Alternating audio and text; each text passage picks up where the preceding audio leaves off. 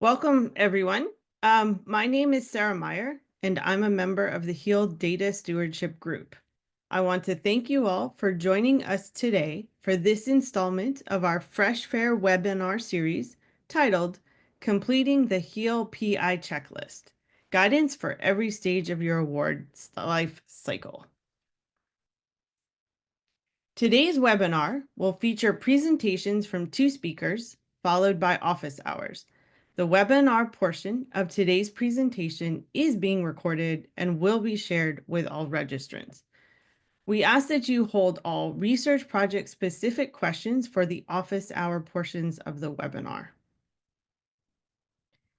Today's objectives are to introduce the HEAL data ecosystem, also what we call the HDE, and its data sharing policies and requirements, to highlight the support available from the HEAL stewards and the HEAL platform teams, to demonstrate the PI checklist tracker tool and how it helps with data sharing compliance, and also to host office hours and breakout rooms for hands-on assistance with questions related to NIH and HEAL data sharing requirements. Before we begin the presentations, I'm going to provide a brief overview of the HEAL data ecosystem. HEAL is a large cross-NIH initiative with diverse data management and sharing needs. To best support our many HEAL investigators and research teams, we've developed the HEAL data ecosystem, a data platform and semantic search tool that leverages metadata to connect information across various repositories, which ensures compliance with NIH data sharing policies and requirements. In our system, data are shared in HEAL-compliant repositories, which are carefully selected to meet the various needs of HEAL researchers. The HEAL data platform enables discovery and access across these repositories by making study-level metadata and variable-level metadata searchable in one central location. Using metadata in this way helps us to maintain flexibility while building value and harmonizing efforts across the initiative. This ultimately supports future secondary data analyses and ensures that data can be shared responsibly and efficiently.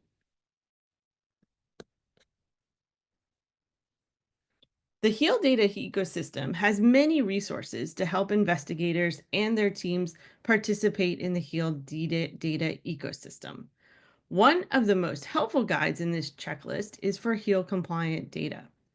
It walks through key data management and sharing considerations for study teams to keep in mind throughout the life of an award.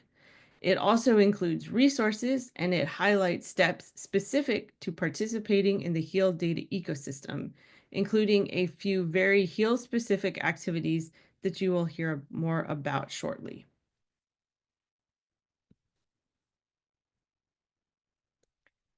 The HEAL PI checklist is interactive, so HEAL supported investigators, program officers, or anyone interested in a study's data sharing progress can search by an award number and check its progress. There are some nuances and considerations around data sharing depending on the award, so please reach out to us if you have any questions about the status of any steps of your tracker progress. The HEAL data ecosystem teams are here to help. There are two teams that support the data ecosystem.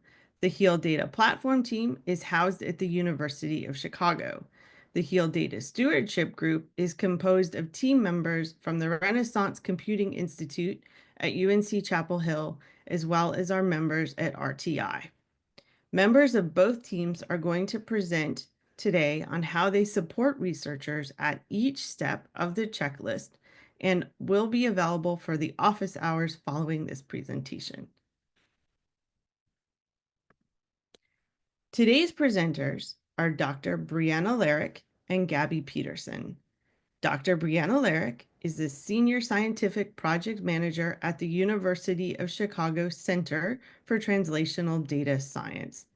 With 8 years of scientific program and project management experience in the nonprofit and academic sectors, Dr. Larrick serves as project manager of the HEAL data platform.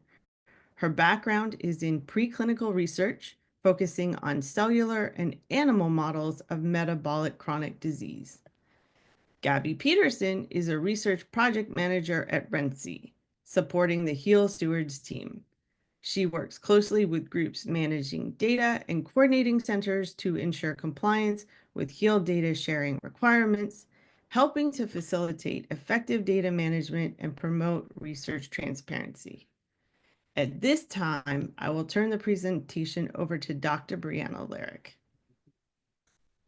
All right, thank you, Sarah. I'm going to go ahead and share my screen. Okay. As Sarah mentioned, I will be talking through the items on the HEAL Investigator checklist that involve your interaction directly with the HEAL data platform. So there are several items boxed here, and we'll start with the ones on the left: registering your study on the platform, completing your study level metadata form, and then reporting your repository selection to the platform. The purpose of the next several minutes as we run through this slide is to give you an overview of what these steps look like and why we're asking you to do them. And then if you'd like hands-on support with these, we strongly encourage you to hop into the office hours portion of the presentation after, or of the session after the presentation, and we can help answer questions and help you check all the boxes here on the checklist. So starting with registering your study on the platform, I'll go through this quickly so you have some familiarity with it, but ultimately there are 3 steps to registering your study. And the reason we ask you to do this is so that we can send you a form that you can fill out to submit your study level metadata. So when you come to register your study on the platform, you're going to go to healdata.org, locate your study record. You can search by project title, by NIH project number, by the PI's name, and you click the button at the top that says request access to register. You're saying, hey, this is mine and I'd like to interact with this study.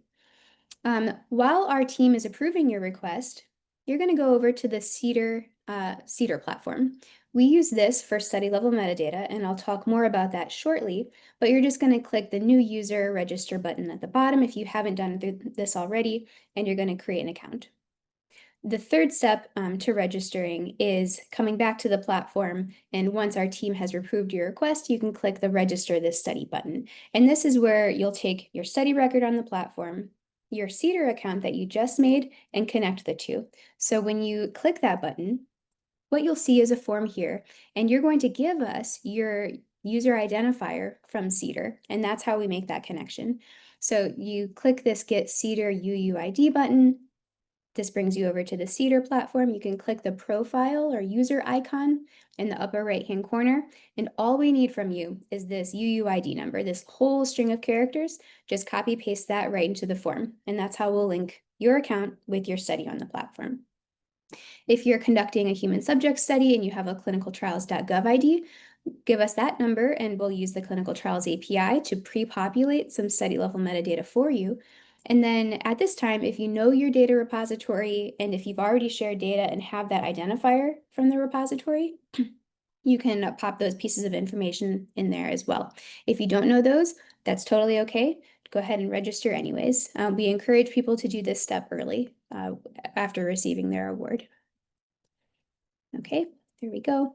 And one note is if you know where you'll be depositing your data, but you're actually going to be depositing in multiple repositories, say your qualitative data are going to QDR, you've got some things going to GitHub, you have some quantitative data going elsewhere, no problem. This list only selects one or accepts one repository selection. Go ahead and email us with the rest and we'll add those for you on our end. Okay, so now that you've registered your study on the platform and you've given us your unique user identification number for Cedar, we've shared a form with you, and you can now go to the Cedar website and fill that out. So this is submitting the second item on the checklist that's related to the platform. This is submitting your study level metadata. This is information about your study, and we use this for search and filtering on the platform, as Sarah mentioned. We're not asking for data. You don't need to have finished or even started data collection yet. It's just what are the characteristics of your study, and we'll use those for search and filtering. So you'll go to cedar.metadatascenter.org, click the Shared With Me button, and you're going to see your study there. This is your NIH application number, that string of numbers right there, and your study title. When you open that up, Have a good oh, if you could make sure you're muted, that'd be great. When you click on the form, you're going to see your study level metadata form here. This is a bunch of select one, select all that apply, some multiple choice, yes or no type questions. It takes about 20 minutes or so to fill out, not that long, but it really helps people when they come to the platform to search for studies and for data sets to find what they're looking for. Oops, here we go. Okay, and some tips as before we move on from Cedar. Tips for completing the form: save early, save often. The Cedar platform has a lot of great qualities to it. Autosave is not one of them. There is no autosave feature. They do have a big save button at the bottom of the form. If you're going to get up and walk away from your desk, go ahead and click that first. The second is you can collaborate. You can delegate. You can take the 20 minutes and fill it out yourself. All of that works with us. And if you come to the breakout rooms after the presentations, or if you read through our documentation or send us an email, we'll tell you how to share that form with colleagues. Anybody that is familiar with the proposal that you submitted to NIH can help fill this out. And I've mentioned, and I will continue to mention, we are here to help. You can visit our documentation or email us at heal-support@gen3.org. Okay, so that is the activities on the left. Now I'm going to shift to these two on the right, submitting variable level metadata and then submitting your data to a repository. Okay, so I'll take a moment and say, when we talk about variable level metadata, what we mean here is information that helps people understand and make use of the data that you're generating as part of your study or over the course of your study. So it's the things that are found in a code book or a data dictionary, but by submitting them or forming them into a specific format, complying with the HEAL variable level metadata schema, you're just putting them into a standardized format so that it helps with combining multiple data sets across studies and enables search in a standardized way. So we have a few ways you can go about generating your variable level metadata. You can start from scratch using a template that we have on GitHub. We have CSV and JSON templates. If you have an existing data dictionary or codebook file or something you've exported from REDCap, you can pop that into our HEAL VLMD tool, and it will output for you HEAL compliant variable level metadata. So it's pretty easy to use. We have this tool available in HEAL workspaces. So you can launch a workspace on the HEAL data platform. The tool is already there and ready for you to use. You can also download the tool to your local computer if you want to use it there.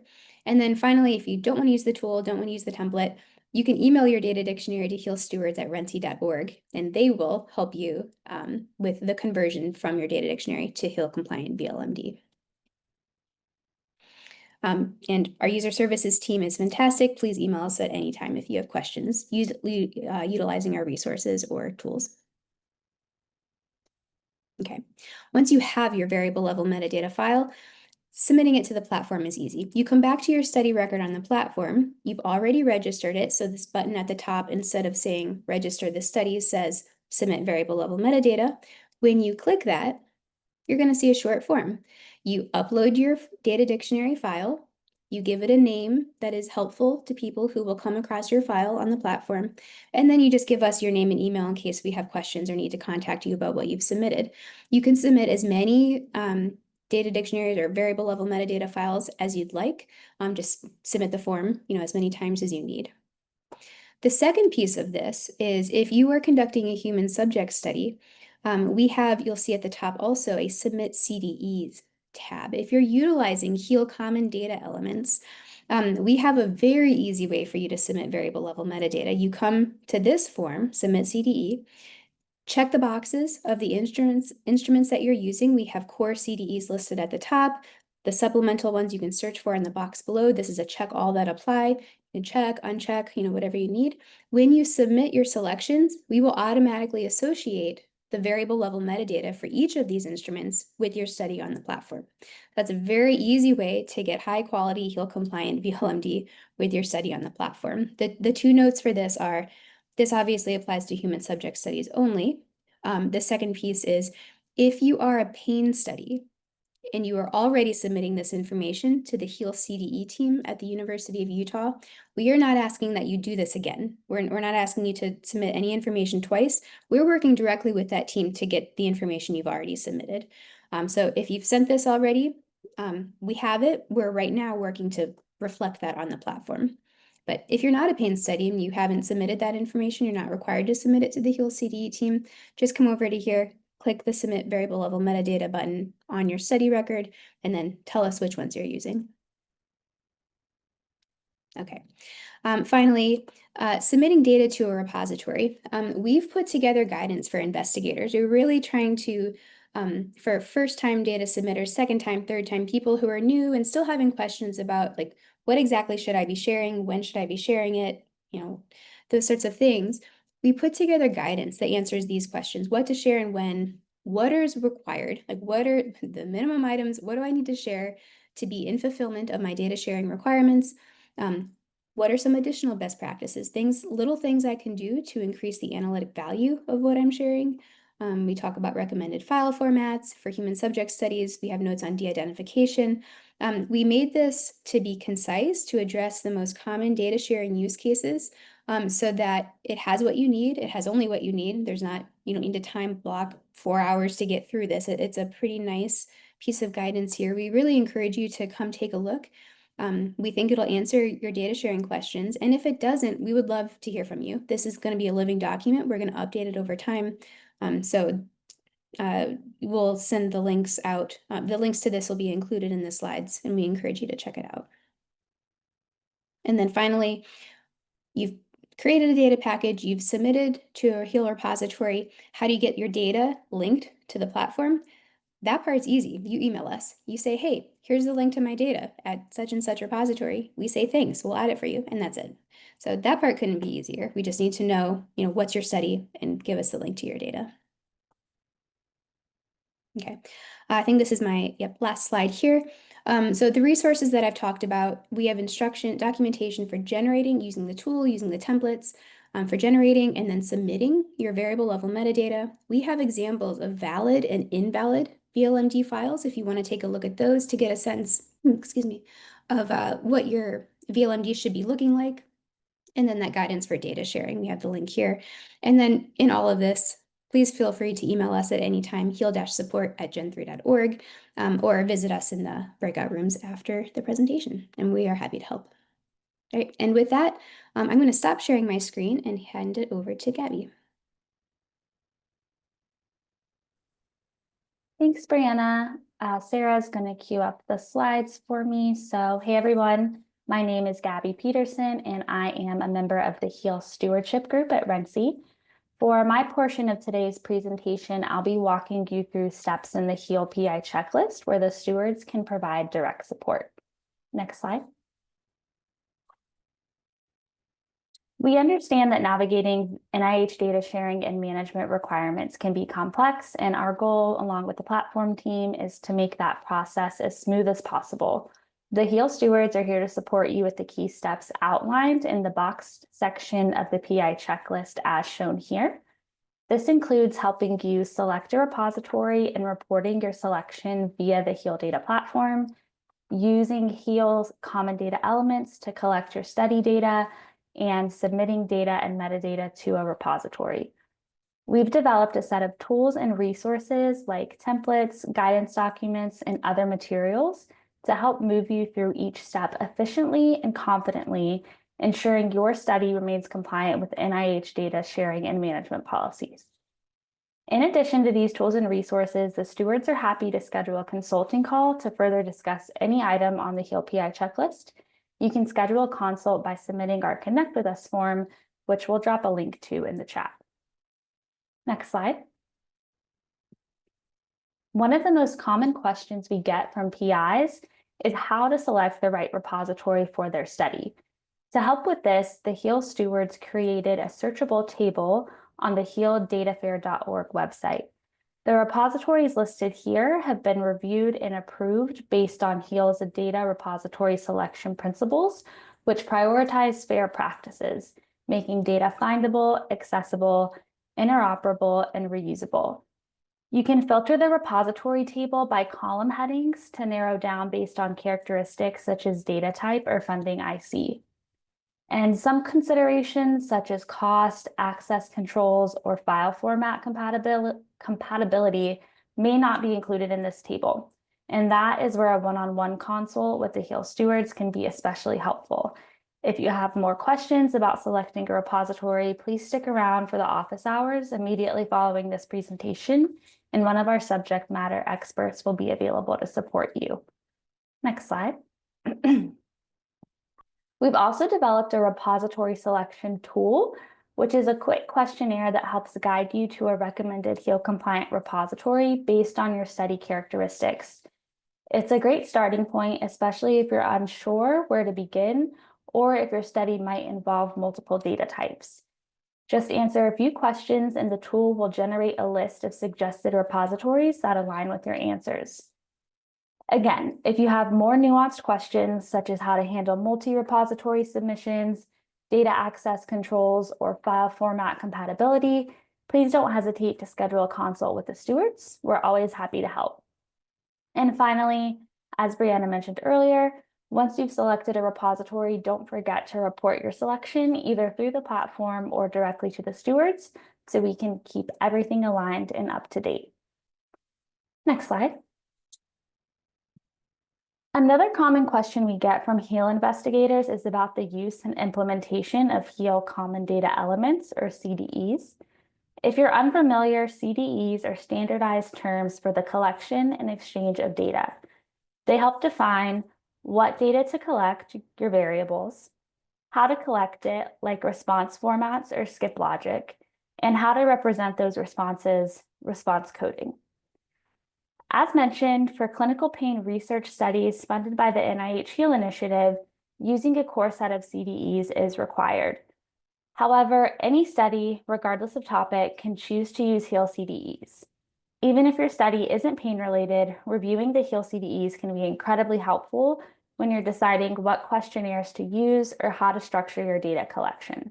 Aligning with existing CDEs means your data will be more comparable to other HEAL-funded studies, making it easier to participate in future secondary analyses and cross-study harmonization efforts. We'll drop a link in the chat to more information about the NIH HEAL CDE program. Next slide. And if you'd like to learn even more about common data elements, we encourage you to check out the metadata resources page on healdatafair.org. Here, you'll find a helpful overview of the different types of metadata used within the HEAL data ecosystem, including study level metadata, variable level metadata, and of course, CDEs. The CDE section also links directly to the official NIH HEAL CDE page and includes clear expectations of how metadata supports data discovery, interoperability, and harmonization across studies. It's a great place to start if you're new to these concepts or just need a quick refresher. And remember, you don't have to navigate this alone. The stewards are here to help guide you through how to best apply CDEs in your study context. Now, speaking of metadata, another checklist item we often get questions about is the submission of a data dictionary to describe your study's variable level metadata, or VLMD. Next slide. Oh, sorry, one more, if you go back. Yep, perfect. If you're not familiar with the term, variable level metadata, or VLMD, refers to the detailed descriptions of each data point collected in your study. Things like variable names, labels, definitions, response options, and units. To support you with this step, we've put together a quick guide on variable level metadata, which you can also find on the metadata resources page. It includes links to additional tools and examples, past webinar recordings, and the VLMD materials Brianna referenced earlier in this presentation. Next slide. When it's time to submit your data and metadata to a repository, there are several resources available to support you. First and foremost, start with the repository itself. Most HEAL compliant repositories have help desks, submission guides, and FAQs that walk you through their processes. You can also reach out to your institution's data librarian or curation team for additional support. And of course, the HEAL data ecosystem offers guidance, including tools, templates, and a dedicated stewards team to assist with questions. At the time of your data deposit, be sure to inform the repository that your study is HEAL funded and share your repository's unique identifier, such as a DOI, with the stewards and/or platform team so we can help track and link your study across the ecosystem. We will also have a breakout room during office hours specifically focused on data packaging, so stick around if you'd like help with that step. And finally, we'll put a link in the chat to a data packaging resource created by the platform team to help guide you through this process. Next slide. So what else can the stewards help with? We're here to support you across multiple parts of the data lifecycle, especially when it comes to aligning your work with HEAL compliant practices. This includes helping you understand how the checklist for HEAL compliant data and how these requirements apply to your specific study or data set, clarifying HEAL data ecosystem policies, requirements, and expectations, guiding you through the checklist steps for sensitive data types, which can be tricky to navigate on your own, offering support in applying best practices for open science and fairness, and connecting you to the right people, tools, and resources for data sharing. No matter where you are in the process, we're here to provide personalized, practical guidance. And next slide. Lastly, I want to highlight where you can find everything we've talked about today. This is the landing page for the HEAL Stewardship Group website, which you can visit at healdatafair.org. It's your central hub for all things HEAL data management and sharing, whether you're looking for guidance on the PI checklist, CDE resources, metadata templates, repository selection tools, or past webinar recordings. It's all here in one place. Bookmark it, explore it, and let us know if you need help navigating any of the tools or resources listed. And with that, I'll pass it back over to Sarah.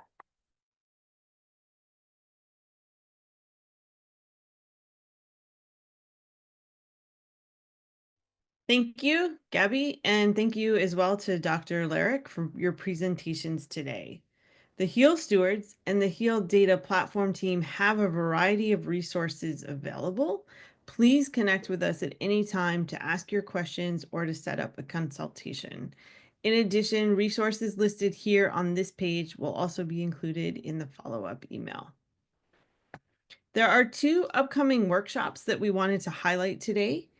Using the HEAL workspaces to access and analyze HEAL data is a free online hands-on workshop to provide a general overview of the HEAL data platform workspaces, including a detailed demonstration of how to access and analyze data. This will be held tomorrow, Friday, May 16th, 1 to 2:30 p.m. Eastern Time. In addition, there is an upcoming workshop on Thursday, May 22nd to discuss pipelines to support archiving and analyzing HEAL CDE data using the NIMH Data Archive. This is also a free online hands-on workshop to demonstrate the pipelines that are created for preparing data for submission to the NIMH Data Archive, also known as NDA. HEAL study teams intending to submit CDE data to NDA will find this workshop to be helpful, as will anyone working with HEAL CDE data.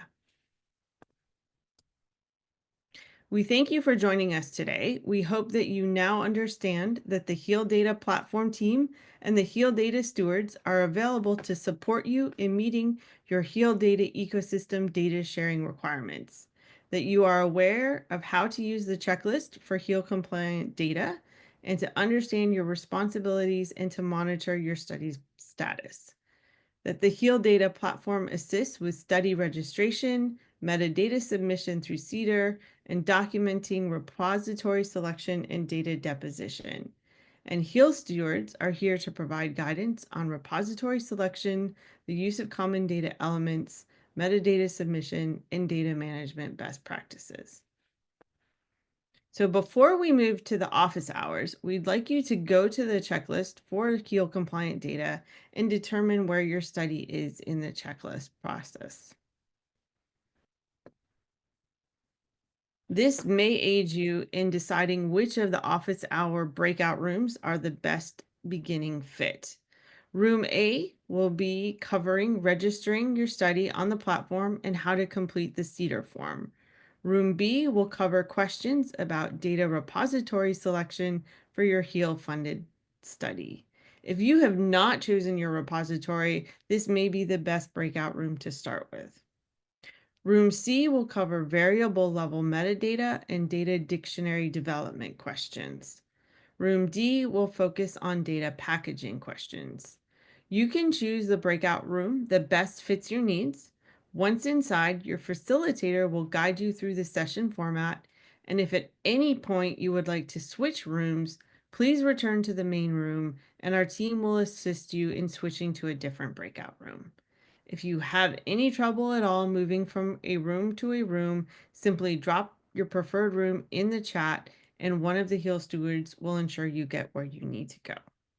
Please note that once we move to the breakout rooms, we will not reconvene in the main room.